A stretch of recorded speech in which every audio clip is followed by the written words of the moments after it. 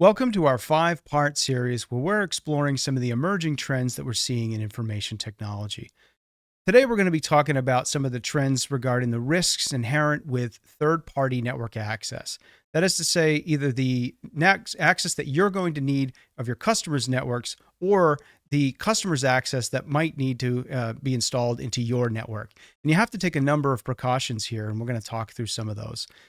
The trend is that we're seeing a requirement for third-party network access control and governance emerge in all industries. Historically, it was just healthcare and finance, but now we're seeing any industry that has a good IT policy in place is going to be requiring certain things and certain paces to go through in order to secure third-party access. Because you're going to need access and you're going to need to grant access. Software companies needed to support you. IT companies needed to support you. CPAs, consultants, even your Internet of Things like your copiers and your HVAC company, your security cameras, they all want to get access to your network. So here are some ways that you can cover all of your bases and make sure that data is always secured. The first thing that we recommend is to vet your vendors. Have questions prepared, either templated or customized to that specific vendor that will hold them to the task of keeping your data safe if they want to gain access to it. Some of the things that we like to ask revolve around, do you have a business continuity plan? And does that plan include cyber incident response or some measure of response related to a cyber threat that's introduced into a network? Are you confident they can execute on that plan? You want to ask about financial health. You want to ask about insurance coverage. So these are some of the policy related things that you want to cover. Ask where your data is being stored. Ask who has access to it. Is it encrypted? Is it backed up? Is it protected by multi-factor authentication?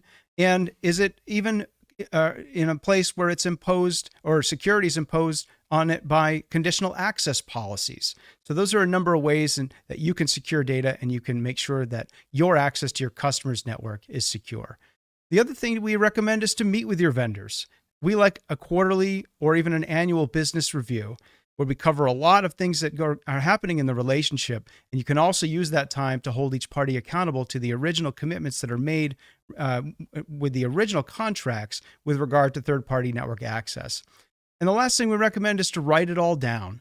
So if you don't have a good vendor management policy, then you won't have provisions covering IT disaster recovery, covering third-party access, and you won't have something to reference in the event that you want to introduce new contracts or new access into your network. So it's a repeatable part of the process. So in summary, good vendor management policy and practices will protect your relationships with your existing customers.